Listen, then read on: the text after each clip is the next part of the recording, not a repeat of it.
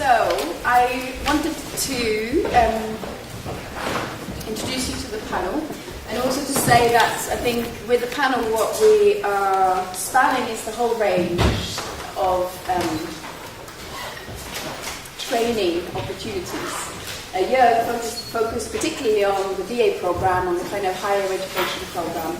But I think in the bigger question around training fixated dancers and access to training, we know that training doesn't just start in that area. It starts from way before.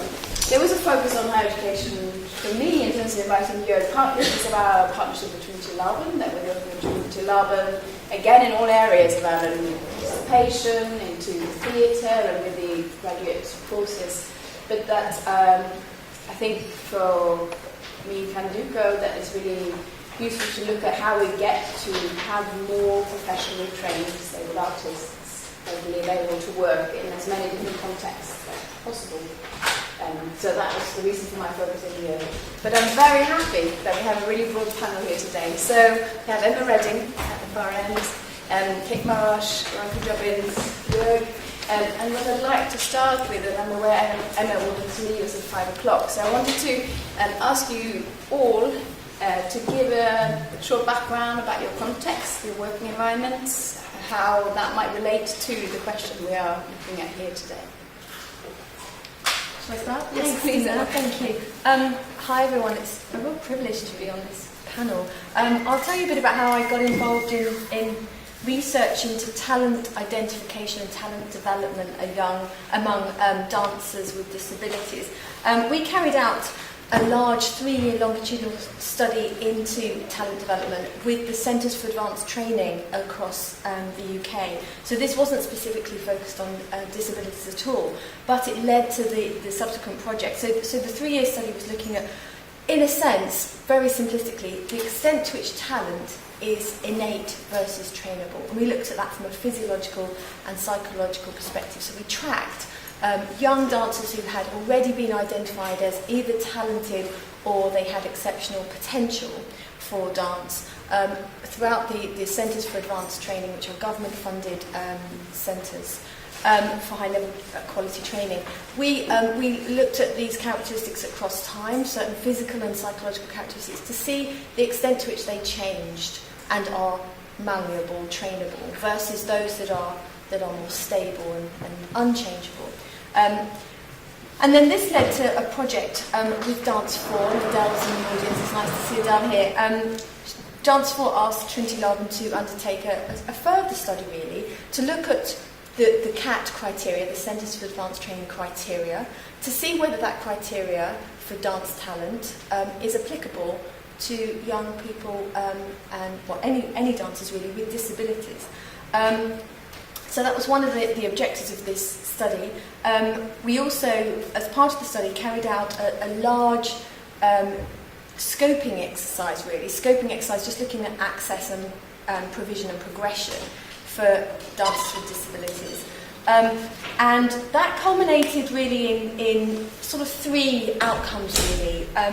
Apart from a CPD programme, which Dance 4 is now running, which is a very important part of the legacy, really. But 3 other outcomes, really. One was a research paper published in Research in Dance Education that is entitled Barriers to Dance Training for Young People with Disabilities. So that was a systematic literature review of pretty much everything we could get our hands on that's been written about barriers, for want of a better word, to training, to dance training. The other one was we wrote a paper on talent development and identification for dancers with disabilities. And we published one study in the British Journal of Special Education and one in Research in Dance Education. And then the third outcome really was a comprehensive directory signposting people to opportunities in dance. So that's those opportunities range from sort of one-off workshops, kind of great creative workshops, working with companies, integrated companies, etc., to technical progressive training. And we mapped around the country where these opportunities are located, and it was very interesting to see how geographically there are certain parts of Britain that really doesn't have very much, certain parts that don't have very much at all going on, particularly I think it was the north east. But we have a map, and I think it's on the Dance Floor website. It's not at the moment. What's happening is we're in discussion with the Foundation for Community Dance. Oh, because it's going to go on Foundations, yeah. The mapping exercise, so we're doing it together. Great. It's going to be on Foundation Community Dance website. And it's going to be updated regularly, so it's a comprehensive directory signposting people. Because one of the things that came up in the research was that signposting was a key problem. If I just very quickly highlight the findings of some of the barriers paper from the literature review, the main barriers identified were aesthetic, attitudinal, training-related and logistical barriers, as well as a lack of knowledge or available information about opportunities. The literature review, we found that commonly training happens on the job. We've heard about that today, within a disability-specific company rather than via mainstream training routes. And then the talent identification and development paper, we found that by investigating criteria that might be appropriately applied when auditioning young disabled dancers and then sort of exploring important practical considerations, we found that in many ways, at least the CAT talent identification criteria is absolutely applicable. We interviewed 18 expert dance practitioners. We asked them questions, what do you look for when you're wanting to identify somebody with dance talent? And content analysis of these interviews revealed that movement quality, rather than specific technical skills, creative potential, passion, and a strong work ethic are the most important and appropriate criteria with which to identify talent among young disabled dancers. In terms of training, knowing the dancer and his or her support needs before training commences appears crucial, as does adopting an open, flexible approach to teaching. High standards should constantly be set, while pacing and adaptation are key practical considerations. Just finally some thoughts really on Jürg's work. I really commend Jürg for sort of tackling head-on the issue of technique training, because just in the last couple of years since I've been involved in this area, I've been to so many events where I've heard the need to advocate disability integrated dance, and it really feels like I think we'll all agree that that argument doesn't need to happen anymore. The battle has been won. We're all here to stay. Disability dance here to stay. So really, I welcomed Jürg's research into tackling technical training, because I've been to events where I've participated in sort of creative workshops that attempt to address technical development, and I feel like certain individuals get shortchanged. And really, just if I was to apply sort of some physiological knowledge and science behind the training, I would say that often we're asked to adapt an exercise that's perhaps being developed already on a kind of, it's a Western technique that was originally developed on an able-bodied dancer. And so, and I'll give you just an example. One workshop I went to where a dancer in a wheelchair was asking us to do tondus and saying, well, you do the tondu with your legs if you want to, that's fine. I'm going to do it with my arms. Well, I would say there's a much better way of developing stamina, endurance, and strength and quality in the upper body of that dancer than doing tondus, than trying to adapt something that was made for someone, another kind of body. And so I'm really interested in looking at every individual and applying some science and physiology to try and allow every individual to fulfill their potential, which I think is what Jürg is trying to do as well. As a technique teacher and personal trainer and lecturer in exercise physiology, my concerns are always around how best to develop the physiological capabilities of every individual dancer, and that might not mean adapting something that was originally taken from somewhere else. Human beings are very good at working sub-maximally. We like to do what feels comfortable, and I'm also wondering where the challenge comes when it comes to sort of working more maximally, being pushed in that regard. Otherwise, we all work sub-maximally. That's what we do. We try and restore our energy.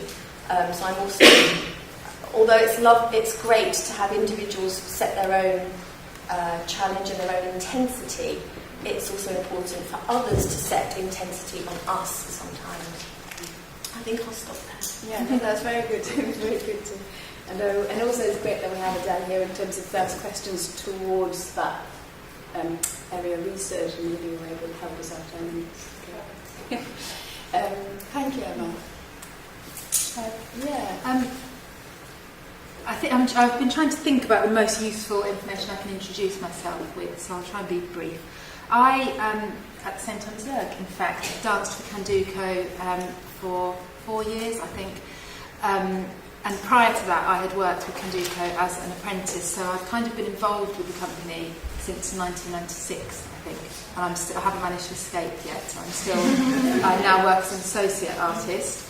And it's been really interesting because my role has shifted and changed with the company as it's moved on, so it's a happy association.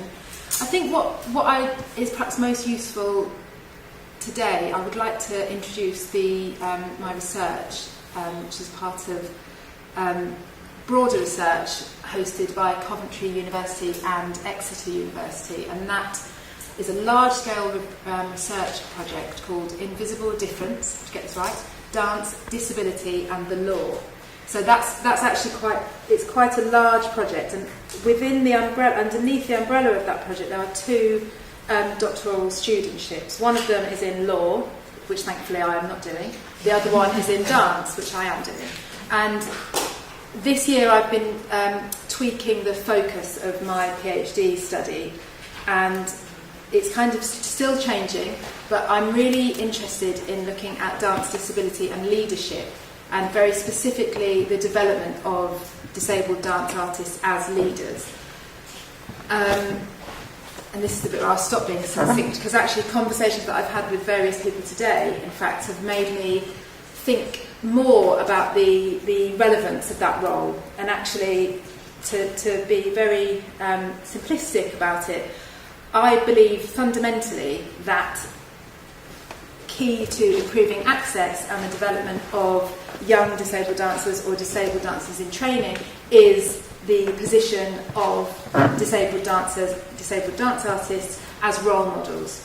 And I think there are many anecdotal stories where people say, oh, I found my way into dance as a disabled artist because I saw this person, or even this person saw me and said, oh, you should come and do this workshop.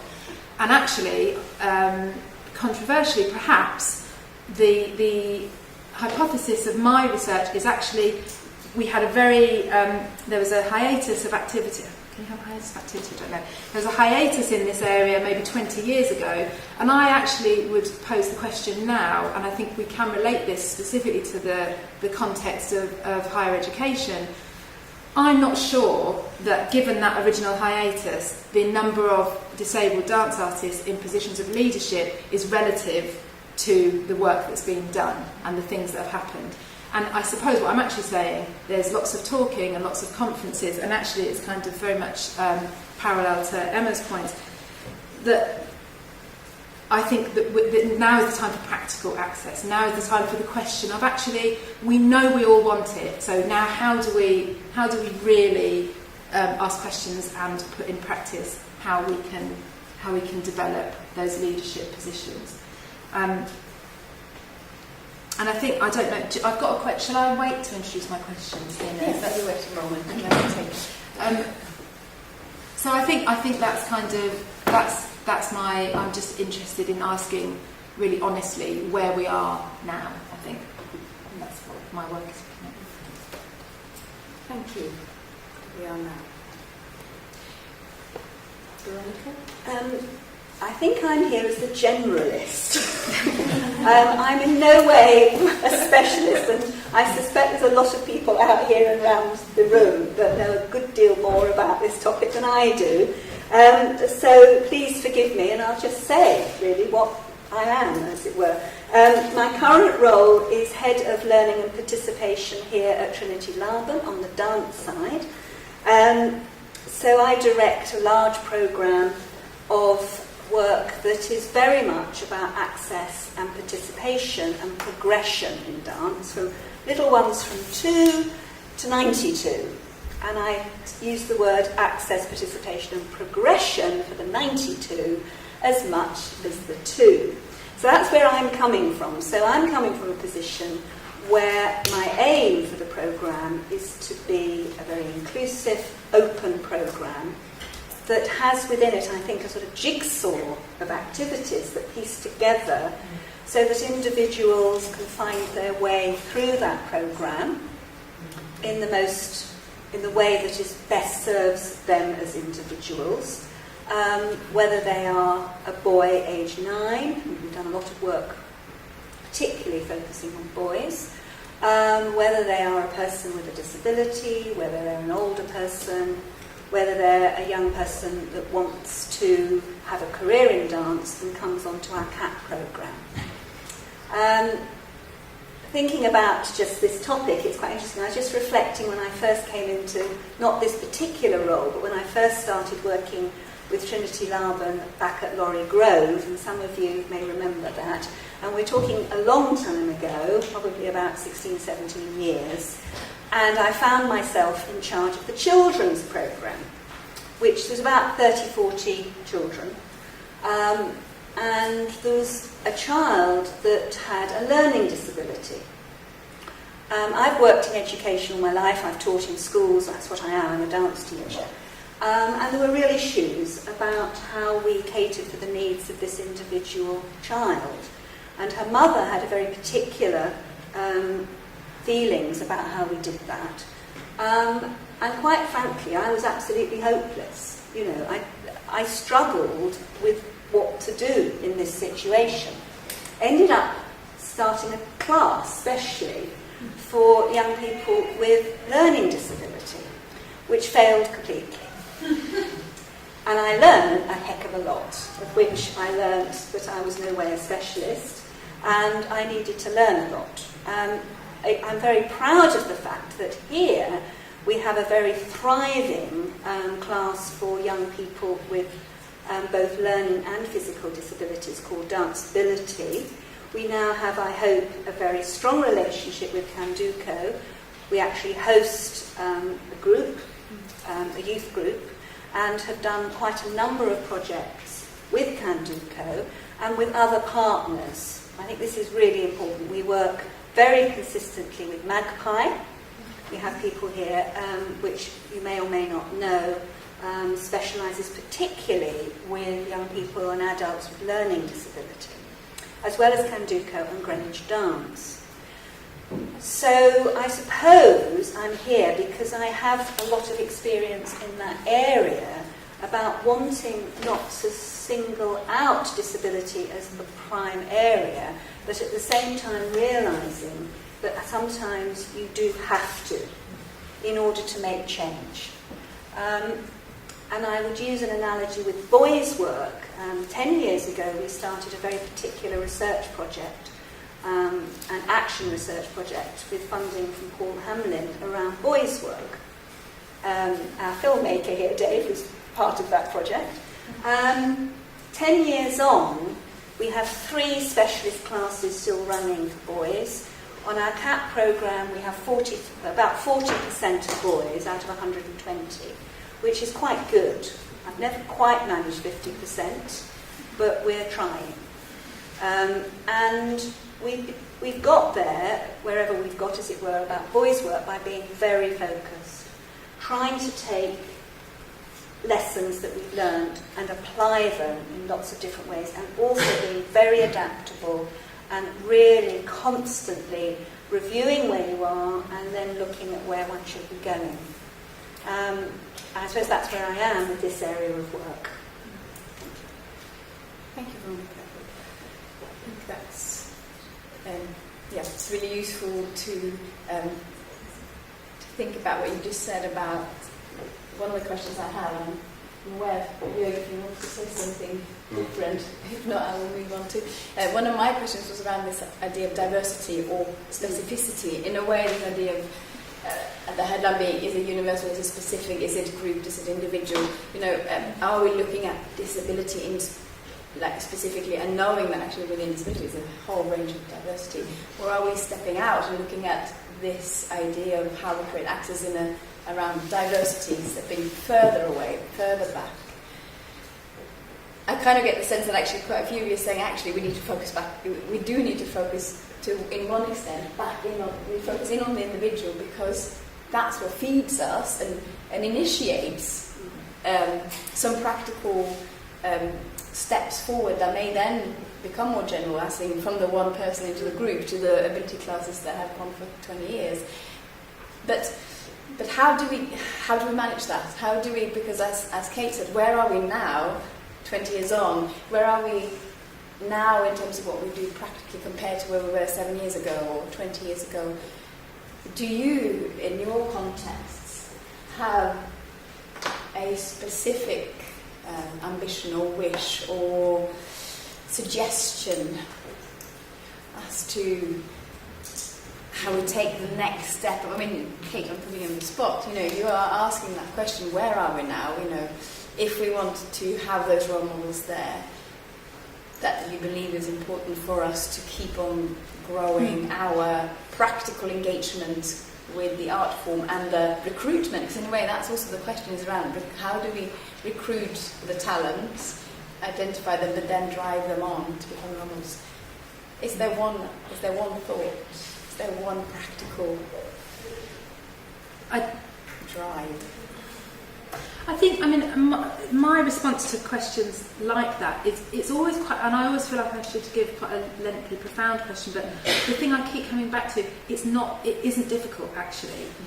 And one of the things that I always feel in my own practice as an educator or as an artist practitioner, in whatever context I'm working, and I think Jurg pointed at this, it doesn't change depending on the group that I work with. The way I work is the way I work, irrelevant of who comes into the studio or office or wherever I'm working. I don't work in offices very much.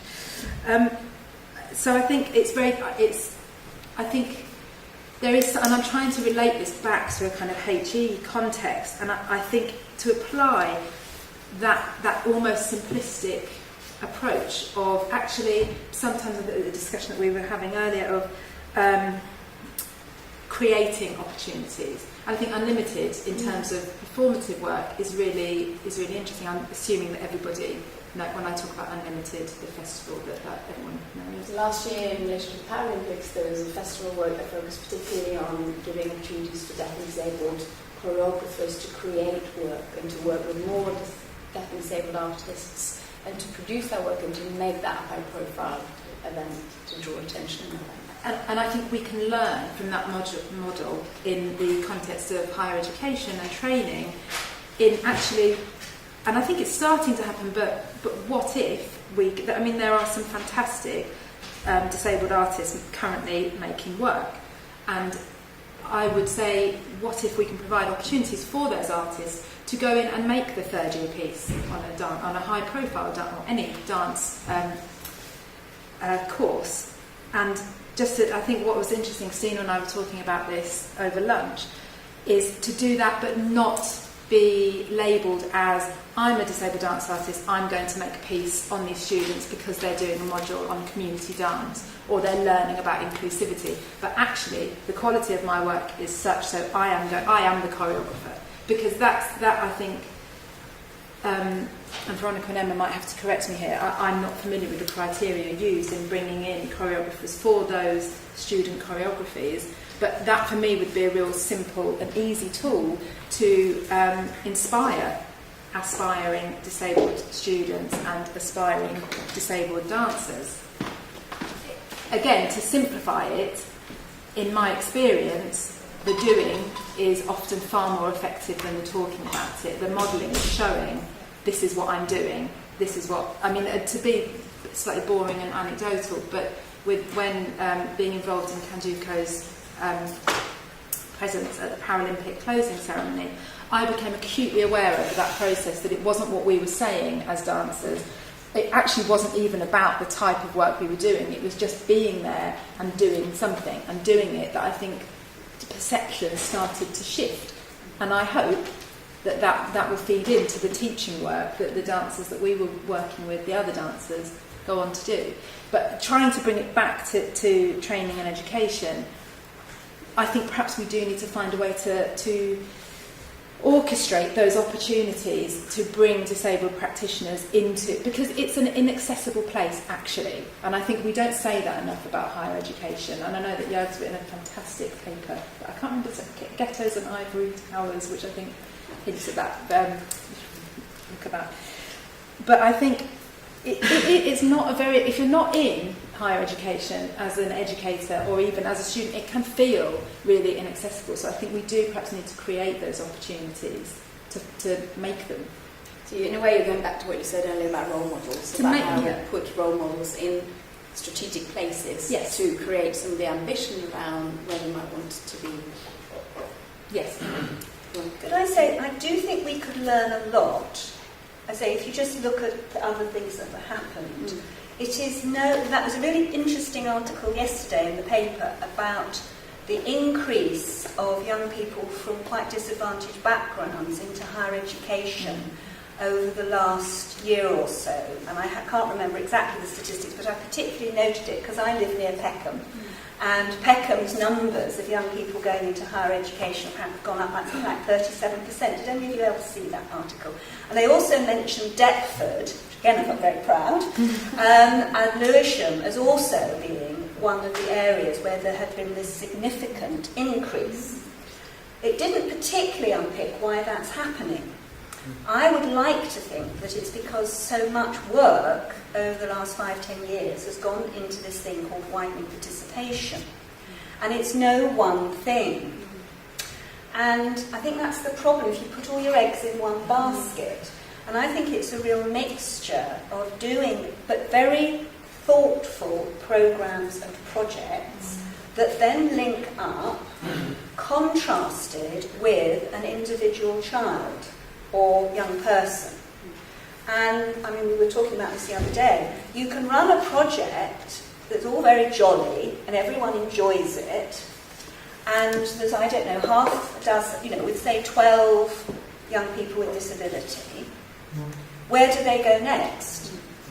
And there has to be a programme that allows the progression through. But equally, somebody has to say potentially to that child who shows enormous potential, are you going next week to Candoco's youth dance class? And when they don't go, they follow it up. And they find that no one's providing transport, or they can't afford it. And they persistently support that individual child. And I think that, unfortunately, I don't think there has been enough consistency, and please correct me, around a range of projects that actually introduces a lot of young people in the sense of an entitlement to dance, of which I believe everybody should have. But if you're looking to track progression routes into higher education, it's no good saying when you're 17, 18, apply through UCAS when you've done no dance. So you can look at higher education and say there's all sorts of barriers. Yes, let's talk about those. But equally, we've got to do something crucially around the access routes in. And I don't think there's been enough sophistication of looking at those ways of doing that. And I would say, look at what's happened with widening participation, and look at the ways that people have approached that, and let's take some good lessons from that. Maybe to follow up with that sort of general question of whether it's individualized, sort of working the individual, or bringing them into the big context. And I think from all these conversations and conferences that have been going on about access, and as we said, we at the point that, well, we're just going to have to do it now. What I've taken from there is that it's hard to make a comprehensive plan, because it seems to be a bit of a vicious cycle, and where do you break it? So ideally, we sometimes think we have to start sort of early education, training up, and then all the other things will have to follow suit. Another way of thinking is, well, if we introduce it in higher education, we also have a way to actually disseminate it, because these are the artists. If you experience it in your undergraduate degree, you're exposed to this practice. You're working with a fellow student who happens to be a disabled person as well, and you see the possibility that is there. and you're the next person in a dance studio, you then more likely to say, yes, let's give this a try. It could be a possibility. So I see possibilities of ways in all of this. And then it depends where we stand. So I think these conferences I always find them very encouraging in the sense of, well, what can I do where I'm standing? So I happen to be in a position in higher education. So rather than thinking I need to delegate that to somebody else because ideally it's going to come from a certain direction, it's like, well, what can I specifically do in this environment? Is it bringing a guest artist in? And hopefully, and I mean, agree with you in principle that it would be great to have a grand plan, so something that ties these things together. But in absence of that, I think sort of us taking individual charge in terms of how much and what can I do feasibly in my environment is also quite important. I will shut up, but I will just say, I know exactly what you mean about grand plans, and I suppose what I'm saying is that exactly with you, it's individual action. I could have sat here and waited for a grand plan for boys. Yeah. What happened, and I think those of us in the community dance sector and youth dance sector will remember, was a whole bubbling up about 12, 13, 14, 15 years ago, of all sorts of people beginning to do something. And it was a very exciting time with boys, and they didn't wait for a grand plan, but actually it emerged as a plan, because there were enough people began to bubble up and do something. They didn't sit there saying, okay, there's no boys dance, no boys coming into higher education. We did all sorts of stuff here, but other people were doing all sorts of things, and we could then join it. It is a sort of that organicness. It's a bit of planning, it's a bit of organicness, and it's a bit of people taking responsibility for their own bit. I think I'm really interested in the idea of individualised responsibility, and I do think that boys' dance is a useful model. One of the things that has become a concern for me recently is that dance and disability, or inclusive practice, or integrated dance, whatever we want to call it, I feel like sometimes it's become almost like a choice, like a module that you take, and that doesn't sit very happily for me. I just think, oh, I'm going to do a module in dance and disability, or I'm going to go and work with that teacher, and actually, I wonder that kind of tokenistic access that's problematic for me. And I think that that's something, again, we've discussed today, that it's not okay that we say, oh, well, Laban are partnered with Candoco, so that's brilliant, so nobody else has to worry about it. And actually, Coventry are doing some really interesting work, so we don't need to worry. So we've got it covered, both from a conservatoire perspective and from a university perspective. And Candoco and Stopgap and Magpie do brilliant work. So actually, we can carry on. And that segregation, for me, that's actually something that needs addressing, but it's not about choosing to do integrated dance. It's actually about access, and I think Jurg pointed very succinctly to that. It's about best practice and access wherever you want to go. As a disabled dance student, why should you have to go to Coventry? I mean, no problem in Coventry.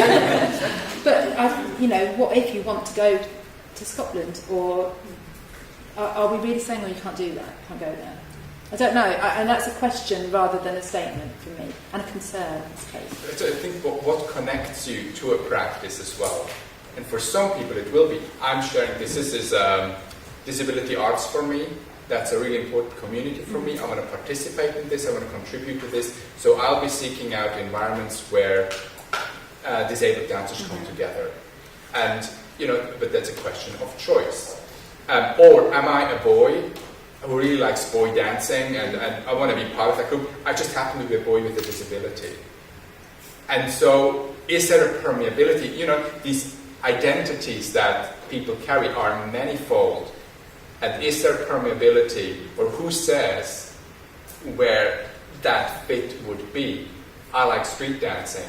So that, and for me, the connection was always not around the identity, but the activity of, I want to dance in this particular way. And there's so many different dance aesthetics, and we have inherent connections to certain forms of dancing.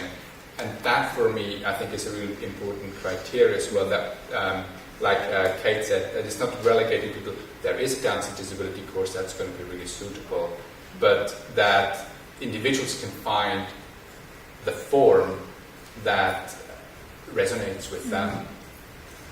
Yes, if you are disabled and you want to do ballet, do you have to join the danceability group to be able to do ballet, or could you go and do the dance class? And could the teacher share the practice to make that possible?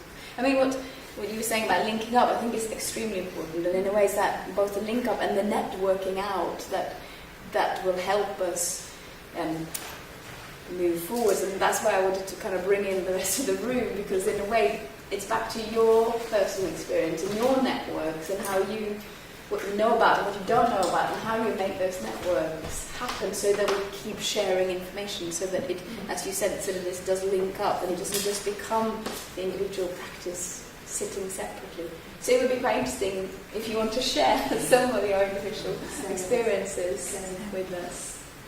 Yes. You read my mind, Stina, partly. I mean, we're very lucky that I know that we had some professional dancers with disabilities in the room here today. And I don't know if I want to put them on the spot. I don't know if we're Vicky, I'm looking at you, Vicky, or Kate, or Kimberly, or whoever. But I'd be quite interested just to hear briefly how you made the decision, what point in your life you made the decision that actually dance could be a career for you, and how that journey went in a sort of briefish sort of way, where you feel, there were issues along the way. I don't know if any of you are happy to speak about that. Shall I just try and be brief? Yeah. I Speak up, please, so we can get it. You, the woman with the expensive computer. Okay, so I originally studied at university BA Honours in Psychology and Theatre Studies, and I do remember looking at the prospectus at the dance page, and just because I had no previous experience of dance classes or dancing in my education, I just looked at the page longingly and then sort of went on with doing theatre, which is something that I had actually been involved with at school and A-level. I then came to dance quite randomly at the age of 24, where I suddenly got a burst of confidence to sort of think I can give things a go, and doing a lot of work with other people, wanting to have a taste of my own medicine. So rather than keep saying to people that I worked with who haven't had disabilities, you can do anything you want to do, don't let people stop you, or just find a way around it. We can find a way to do things you want to do. I thought I should probably take that advice myself. And I found out about Candoco very randomly on the internet, and they had just started a foundation course in dance for disabled people that I went on for 1 year. That is no longer being run, which is a question for me, is actually how can we maybe get that training back, because for me that was something that I had, that experience I had for that year then gave me the confidence to start going to professional classes, researching other integrated companies. I then went on and worked with another integrated company called Blue White Soul, and I came back to Candoco in 2008, auditioned for them, and I've been with them since. So that's my kind of unique route into this sector, and now that I'm thinking where my career is going to go next, I'm really interested in the potential for me to, as Kate's saying, be a leader in the sector and get back what I've already sort of taken from in terms of my training and my dance experience and teaching. So I'm really looking at wanting to be a mentor for emerging disabled artists, and looking at actually how we can do that sort of training, answer those big training questions, and how I could be actively involved in that too. So that's kind of my individual responsibility going forward. That's my individual responsibility. Is that too long? Does anyone else want to share their track? Yeah, Susie, please. I had a slightly different journey because I wasn't born with my disability. It's a condition that happened when I was 17, and I trained as a classical ballet dancer. So very, very kind of, prescribes very rigid, regimented training that I had. And I went to the London Studio Centre, and when I developed my condition, they were great for the time, definitely, and they were really accommodating. And in fact, I was in hospital for a couple of years, on and off. And then they let me come back. I wasn't in a wheelchair by this time. I was on walking sticks, which is actually a more unstable basis from which to dance than I have now. But I couldn't graduate because I couldn't complete the technique part of the course. So therefore, there were all sorts of things that I couldn't do. And at the time, I didn't realise quite how tokenistic that was. And looking back again, I think all of the attitude, the right attitude was there. I was included. I was allowed to be there. I was invited to be there. But the expertise wasn't there. And also nobody knew about it. It just wasn't, nobody knew that was possible. So it became very important to me to start my own work, and I founded a company about 14 years ago now, working, and we started by working with children and young people.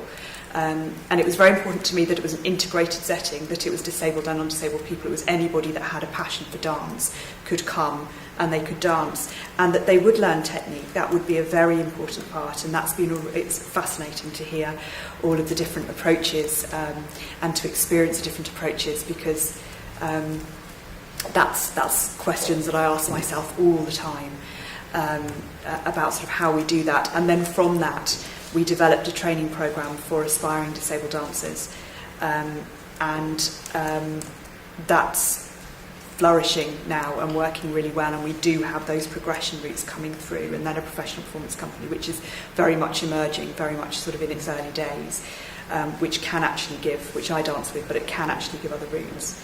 And I'm finding where I am at the moment is actually with my condition, which can make me quite tired, but also with founding a charity and putting all the work into it that I did for a long time. It's only just the last few years that I've been fortunate enough to actually work and also be well enough, my body has been well enough to work as a dancer myself again.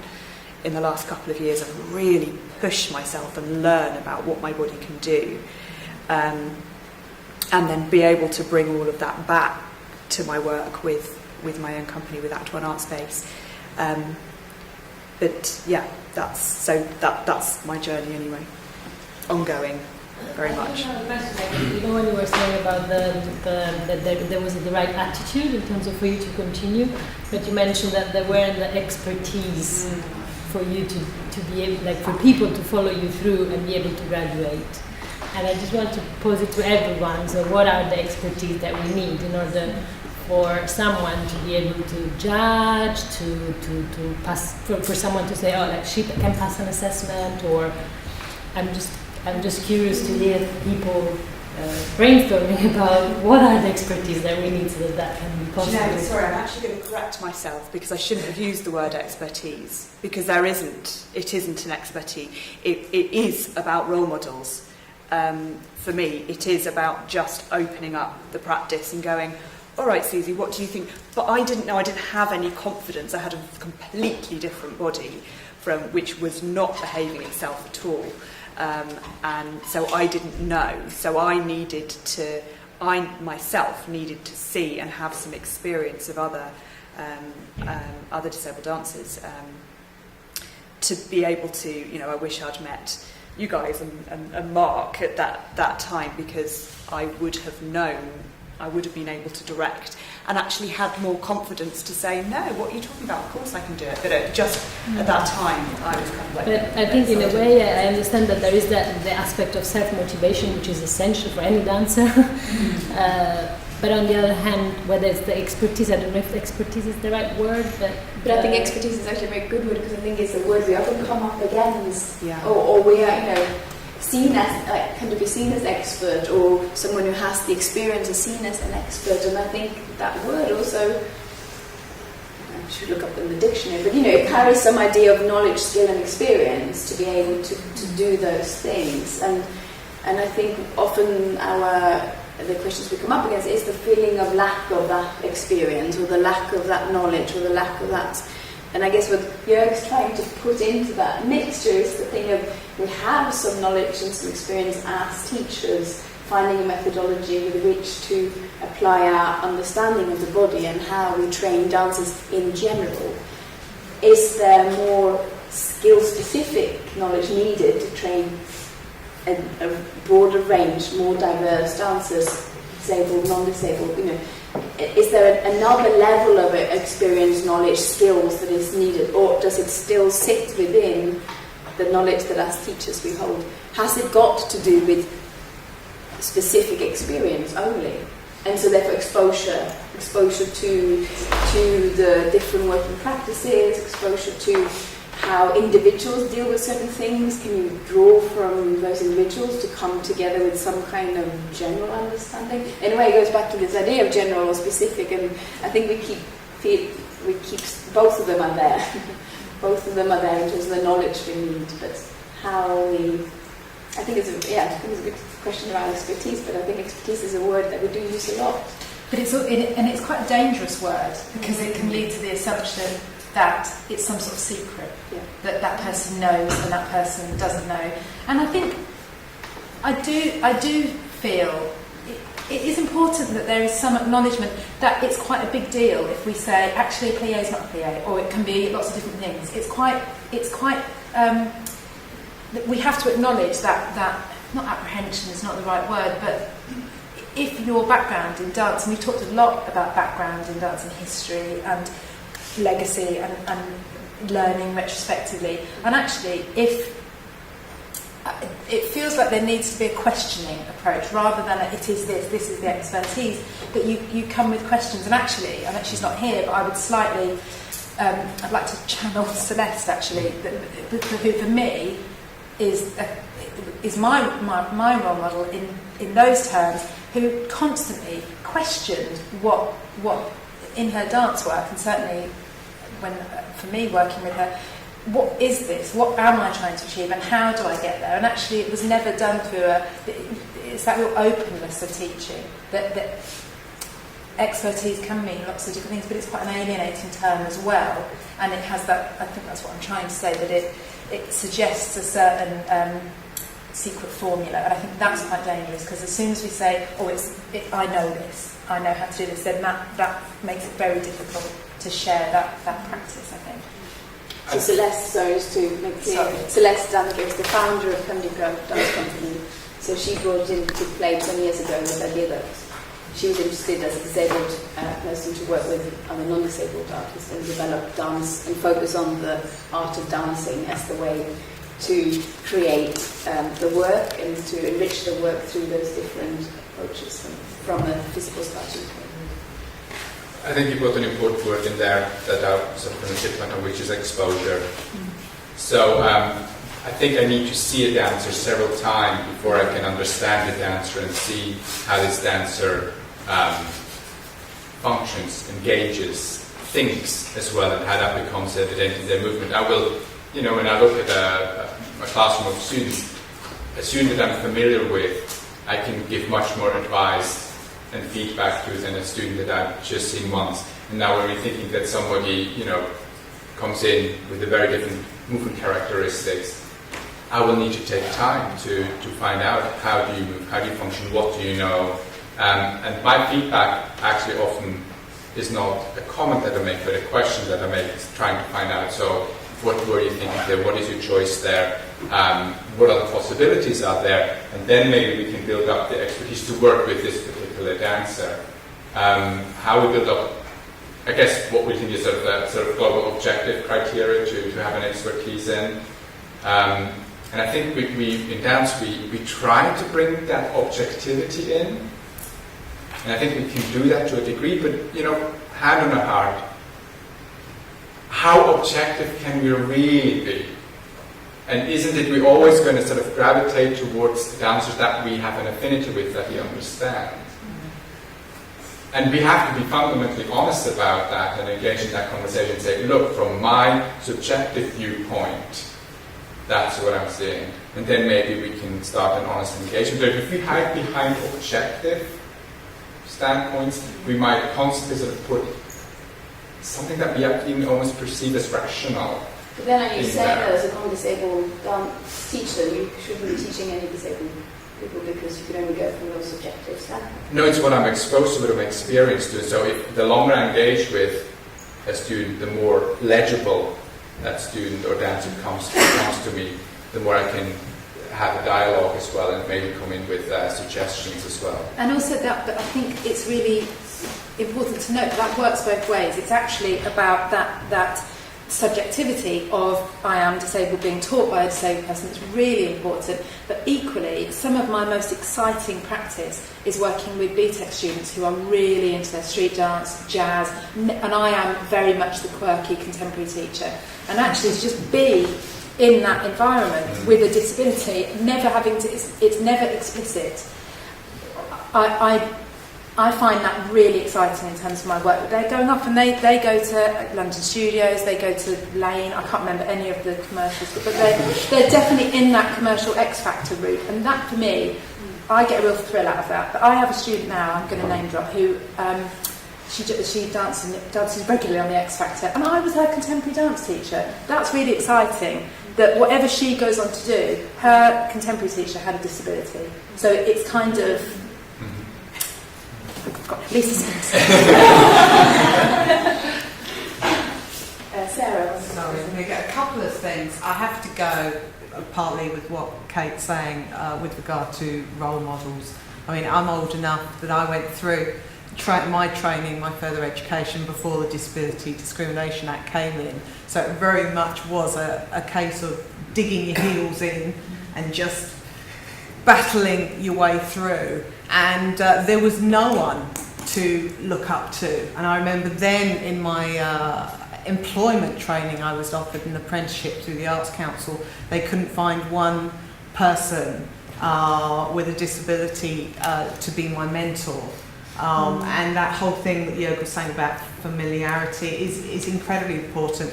Now that I'm at Sadler's Wells, when we have companies in that may have disabled artists involved on a professional level, the reaction I get from disabled students, audience members, whatever, it's always the biggest reaction. I mean, as you said, we saw it so much through the Paralympics, this wonderment, this just sudden acknowledgement that actually disabled people can do amazing things. And I still see it. I see it with kids, I see it with old people, family members, children. Seeing someone up there that they can relate to has the biggest impact at all, and particularly from those, well, to be honest, from the beginning point in their life all the way through, that is incredibly important. Because as I was saying to London youthdance.com the other day, I said one of the first things we need to tell these young people is, and the question that I still get asked all the time is, from a disabled young person, is, can I dance? As simple as that, can I dance? Yes, you can. And just first and foremost saying, yes, you can dance. There is a dance style that will suit you, whatever your disability. So it's answering that first question. And so because I think a lot of us that may have disabilities and have gone into dance as a profession in whatever means have probably come to it later on in life because it's not worked through the formal education system. So it's answering that question first and giving them examples of people who are already out there doing it really, really well in some of the biggest theatres in this country and around the world. And then the other thing that has totally pleased me to hear, so on the back of what Jürg's been telling us about universal design, is when you said about the fact that, you know, don't necessarily have any disabled people in your class. This is the way you teach. And so it's not me coming in as a round shape trying to fit into a square hole. It's already there. I'm not the one that's constantly having to change, having to fit in all the time that I've had to do since day one. The process is already there. It's part and parcel of your teaching for everyone. Yes, okay, I'm disabled, but at the end of the day, we're all different. I can't see any identical twins in this room at the moment. Stina, Jürg, your bodies are very different, so you move in very different ways. Because of my disability, mine is just enhanced. It's just a bit more different. But at the end of the day, dance is just about lots of different bodies and different movements coming together. And I think this process is fantastic if it's brought in, whether there's anyone disabled in the group or not. So, I shall. No, I mean, it brings me to all of you, because there must be something in you that makes you here today. So what is your interest in this work? What is your interest in this question? What is your interest in the work? What are you doing? That's a question. Yeah. This is my first time in a lecture studio. I left school. I've got GCSEs, and that's it. I've been a dancer, but I get most of my sort of academic knowledge from the internet. And it's going to sound quite stupid if it already exists, but can somebody give a TED talk about this subject?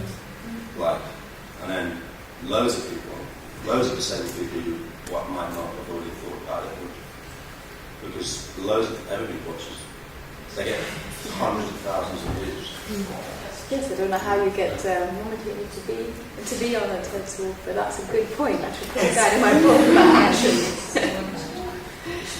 It's about dissemination, though. I think that's what your point is around dissemination of information and knowledge, and how Emma was talking about signposting being one of the key things that came out of their research. And I remember we've talked about that for the last, in my experience with Candoco, for the last 10 years at least, about signposting and about sharing information, and still we are talking about that. So it makes me go back to what Veronica was saying about the linking up, and whether there is a push for how we manage to share this information in a more comprehensive and more effective way somehow.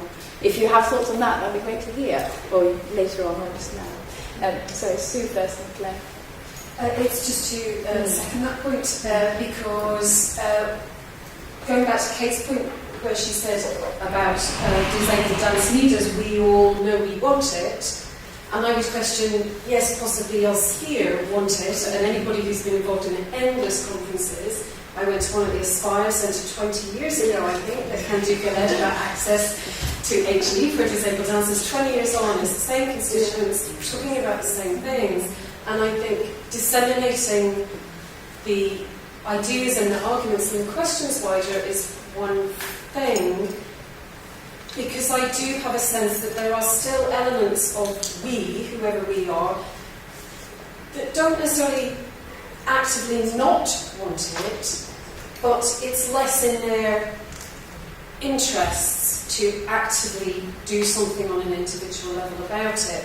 And I think there are some, in a conservatoire environment, that's very, very much highlighted, and coming and picking up on Susanna's point about the expertise and the mystery, and this fear that there is something that you don't know that you ought to know, in order that your practice, perhaps as somebody who has been working through or trained in ballet or contemporary in a fairly traditional way, that there's something now lacking in your expertise. And I think that can be a real area of fear for people with the discussions around inclusive practices and open practices, that people can start to feel that their practice will stop as inadequate, even though they are very, very skilled people. And I think the lovely thing that sits against that is Jürg's work that he's done today, which is kind of going, I'm not answering all the questions, I haven't got a solution to all the access issues, I'm not trying to tackle those. What I'm doing on a daily basis is doing something that is working for me or exploring some of the questions around how I make this workable on a very practical level. And I think the transparency and simplicity of that takes away some of the fear. So I'm kind of thinking, you know, if I'm in your sessions as a practitioner, as a teacher, I'm going, this is great, this doesn't feel so scary, this does feel within my range of expertise that I already have. And yet I can start to see its application perhaps to a population that I'm not as familiar with, and there's the fear factor. I don't already know that this works with people, but I'm in a situation where I can see somebody who is showing me that it works. But I'm not having to lead that all the time. So there's a lot of things in there. And I think it's very important that when you talk about in terms of expertise, if that's what creates the fear, then we must somehow unpack that the expertise sits within the knowledge about the body that any dance teacher would have, but that it is some specific exposure and some specific practice that will help further that. I mean, sorry. First. Mine's ever so quick. I am so glad that Susan brought that up, because I think that probably is right at the core of what we need to look at. And actually, it's not about all us lovely people here, all very much of what is actually about the people who are not here. In a way, it's about the people who do have that, not resistance, sometimes resistance, actually, if I'm being honest, and fear. And I think that's a really important question because actually the research at Coventry, we've had lots of meetings where we've been very protected and able to ask questions that we perhaps wouldn't advertise. And actually, one of those has been, well, do we want it? Do we want disabled people in higher education? Does everybody want it? And actually, they're really difficult questions to ask. But we have to say, does everybody want it? And that looks at aesthetic, all the stuff that Emma was saying about aesthetics and a body hierarchy. And actually, until we say, is there a body hierarchy? How do we view aesthetics? Until we do that, we can't really unpick it, and while we're all comfy and cosy, it will just be us people having the same discussion. So I think we do have to ask some quite uncomfortable questions. You just opened a little window for me to bring in some information from Seattle. So, as an instructor, yes, I have this expertise. This is what I teach. So how is this relevant to what I'm teaching as well? And not to equate injury with disability, but for several of my colleagues that have seen me sort of evolve the work, they found, that increases participation.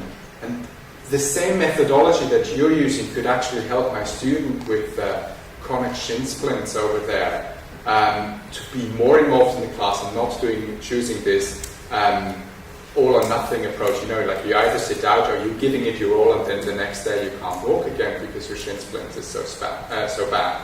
So where then that question of diversity and how we work with diversity actually becomes kind of the tipping point in that conversation, where you're not just sort of pinpointing one group, but actually see what sort of the overlap and share is that we actually can apply in our classes as well. Claire, in response to what Veronica was saying before about people kind of coming together, I just wanted to share a bit of the work that I've been involved with in Plymouth. About 5 years ago, I was lucky enough to be sat at a table with Adam Benjamin, Sue Smith, called Upson Roll, and a few other people who were kind of ex-Candoco people who'd all landed in Plymouth. At the same time, June Gamble came in to head up Plymouth Dance, sat us around the table and said, right, let's join up together. What do you want? What's this vision? Where do we want to go? And one of the projects was to work in all the special needs schools in Plymouth, working with dance. Took 2 years to get the funding, but we got the funding, and we're now in a place that I think is quite unique actually in the country, that we've got a dance practitioner working in every special needs school. Alongside that, we've got a group called Wheel Fever who work really very much at grassroots level from the tiny ones up until the age of 18. Introducing that Sue as part of that project as well. Then we've got Attic 360, which is a group, so as soon as you hit 16 you can go to that group as well. I run a group called Adapt, which is working with kids in mainstream education who we actually transport into the group, so there's no access issues there as well. So that's kind of hitting the ones who maybe would miss out on special needs school. This year, or next year's going to be the first year that Plymouth City College is opening up their BTEC course and having a bespoke course for disabled performers as well, because of all the work that we've done. It's actually been there's enough interest now that we've got these people to be able to start running this course, and then obviously Adam in the university really wanting to open that up. So actually we found a progression route that everything has been hit. So it was really interesting. About 2 or 3 weeks ago, we all, as a group of kind of, so the different theatres and people came around the table because we'd been asked to put a bid in for U Dance, which they want to take to the South West. And when we sat there, we were talking about it, and then someone pointed out the elephant in the room, like, we're really passionate about inclusivity here, and how much of that, you know, when you're looking at this kind of youth dance platform and about competition and kind of, you know, where does that sit with actually what we've created here is kind of a really open access to dance, and then something that could be seen as quite exclusive and elitist. How can we sit comfortably with that? So we addressed it in our bid. We made sure that was accounted for as well. So I think it's an interesting place where we're at now. And this, alongside the working schools, we've had educational people in education, psychology and medicine, who have been researching the work that we've done in the schools. So it comes to an end this year. So we've got 3 years worth of actual kind of research done by the university as well to go alongside of that. So I'm hoping that we think there's going to be some kind of conference next year to kind of key at the end of this project and hopefully share that and start disseminating that information. Okay. So just when you said about challenging or looking at what that competition you've done, what was the result then? That's because it goes back to this question about challenge and about are we avoiding challenge by saying that everyone should be included, and that's not the reality of dance. The dance reality is that if I say to Candoco, I audition people and I say you can come and you can't come. Yeah. So there must be an element of this as well within our training. Our thing was, the question that was posed was, have any of us entered any other youth companies in the competition? No. Why? I don't really agree with it. And so it was like, actually, how can we address that? And we're not going to be able to. We had to be kind of find a middle ground, because they're not going to change the whole rules of the thing, because that's what it is. But actually, where can we find a middle ground where we're comfortable with it? So it was about ensuring that there's a platform of inclusive work in there, so that it's been shown that yes, they're going to have this, but alongside it, maybe we specify there's some awards for different things that are more about participation and kind of opening that up a little bit. I forgot to mention something as well. We did a schools tour, so I think we hit all of the secondary schools in Plymouth, and 2 of the groups in that tour were inclusive companies. One was a street dance company, one was a contemporary company. So again, kind of big young people from mainstream education got to see inclusive work, and that's I think what we've been trying to advocate. Actually, let's just go and do it, and if we keep doing it, then it opens it up for people to see. I think there's something about how we, it's hard to articulate this, about how we think about the way that disabled dancers want to access dance, and looking at Jurg's videos, which I found really interesting. And it did make me think, well, actually, it's easy to make an assumption that disabled dancers don't want to move fast, or don't want to sweat, or have that. And actually, I'm not saying that's what happens, but I think that is interesting too. That actually, disabled dancers don't all want to work in the same way. That some want to actually be more challenged, and in the same way that we do all approach training differently. That there isn't a one size fits all for any dancer. And actually, I hope, what I would really like is that access to higher education develops and changes so much over the next 10, 20, 30 years that we get to a position where lots of disabled people are applying for LARBN, and actually maybe 2 or 3 get in, but actually the disabled people are perhaps being told that you need to do a bit more training, you need to work a bit more before this. I mean, we're not there now, but that's what I would like, is that there are a multitude of different activities that are available, different training opportunities, that it isn't just, I'm looking at you, and I don't mean to, because I'm not talking about the university side, but yeah, I suppose I just want to make another example for what you said about how it is down to the individual as well, of course, of what they would want. There are dancers at the moment on the undergrad study at London that have got facilities. There has been before. At the moment, there's someone at Northern who just told me how he chose to do Northern instead of another course that was more creatively organised because he wanted to do the technique at Northern. So it's that individual choice too that I guess it's, talking about actors, that there's a fundamental thing that you, as anybody else, should have access to go after the course that you are interested in, whether it focuses more on technique or less on technique. It might be, it's that, then I guess for me it lies at the base of how do we then create the opportunities for that to happen. I know you had one and tell me another one, and then we need to start wrapping up as we're getting into really into discussions. My name comes from Access Solaris, which is actually a theatre company for adults with learning disabilities, and we're starting a new diploma course at the Central School of Speech and Drama, starting in January for 7 months, and we've got funding to run it for 3 years, and it's really exciting because we're a learning disabled theatre company that has been around for a short while, but I've been working in this field for about 10 years now. I've been a visiting lecturer at Central for the last 5 to 6 years as well on the community theatre course, applied theatre course. And so this is something that we put together, this new course, and it's really interesting because I've come from a very devised theatre background, and all of the work that I've ever done has been physical theatre, devised theatre. So the work that I've always done has always been about using the people that I'm working with and using what they can offer, and just using that as the rich material, the source material to put that together. So it was really interesting talking about technique because I never really sort of thought about it so much, If I went and, trained as a classical actor, there would be a certain way of speaking and delivering, I suppose. So when I started looking at those learning disabilities, it just naturally fits in for me, that kind of work, and people say, oh, can you write this article, can you come and speak at this event? And I can say, yeah, that's fine, but there is nothing hidden. It's just getting over that fear, and once you get past it, actually you realise that if you work in a particular way, it's very inclusive. But on that note, we're really hoping that we have a couple of people that, after finishing this diploma course, might go on to devise theatre course at Central.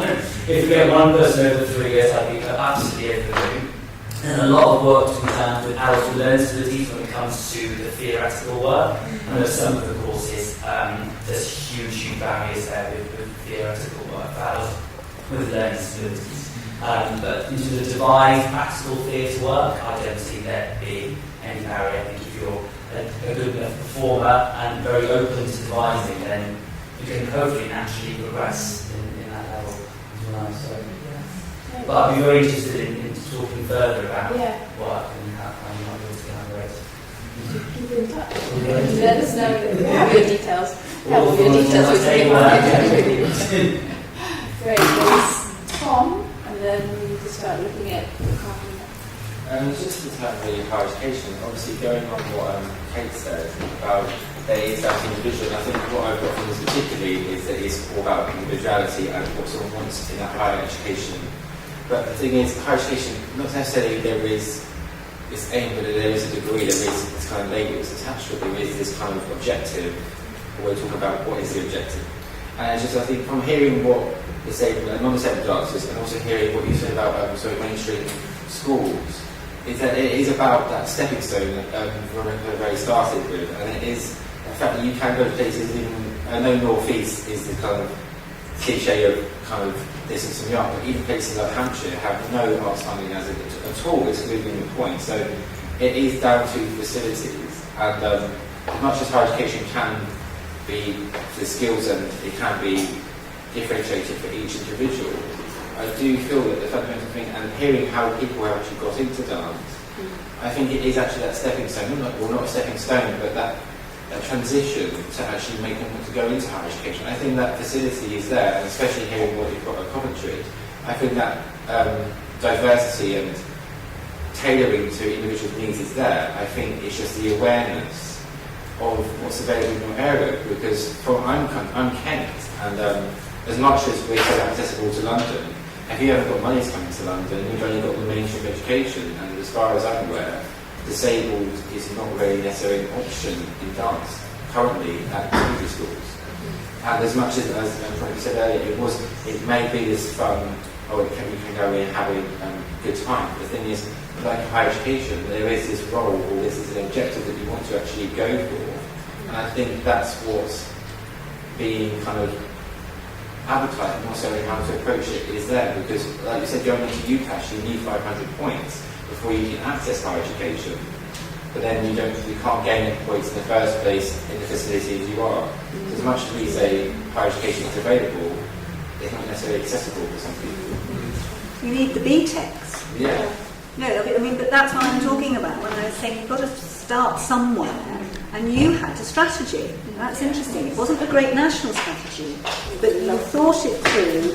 It sounds brilliant. It's amazing you've got funding, and you will have outcomes from that. You will have young people that will go through to higher education. I see the BTEC as well as more been specifically designed for people with learning disabilities, and because of Claire's work about it 360, that she had all these beautifully trained dancers with learning disabilities who had nowhere to fit. And we had one boy who was, it's like, he's really got something, he can make an amazing performer.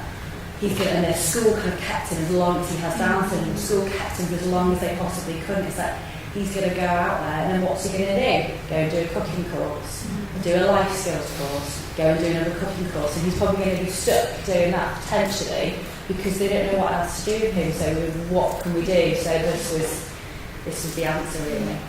But it has been because we've had the people. Yeah, but you've got together and you've really thought through in your area what the sort of routes could be.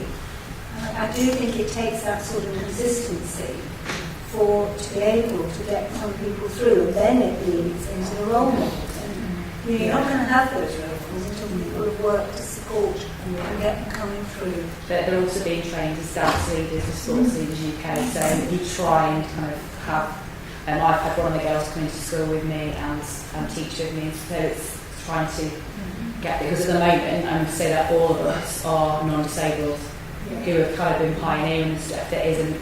But they're coming up, they're getting there, and more they are getting into teaching positions. But for the first few years, it was us kind of trying to push it forward. Great, so there's a model in terms of learning lessons from other models that have been applied and that have worked. There's that learning that I think a link up of information and a dissemination of information might help us. And I think the one thing that I take with me from today is what Sue said about how do we get outside of this room, how do we get outside of several people that feel strongly about doing something, but how does that actually move further in order to change the bigger picture, the bigger landscape. And it needs us individuals, and it needs us as a group, but it needs to go out to the left. Thank you very much for coming. It's been a pleasure, panel. Thank you.